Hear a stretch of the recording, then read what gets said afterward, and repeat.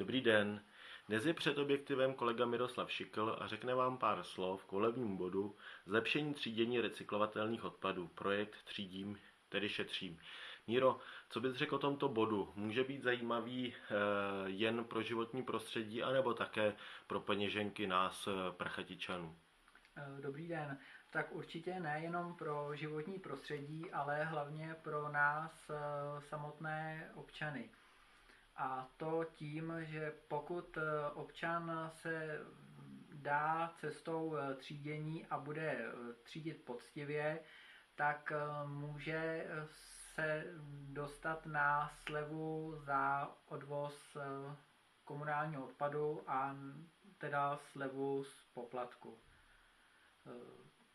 Ta sleva by byla odvozena, ta výše té slevy by byla odvozena podle toho, kolik by občan vytřídil.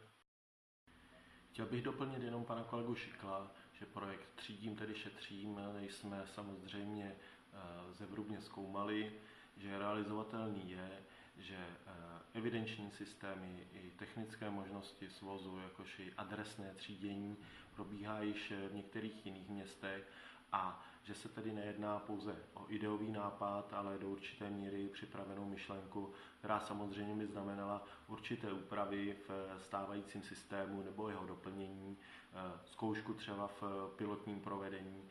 Zkrátka, že realizovatelný je.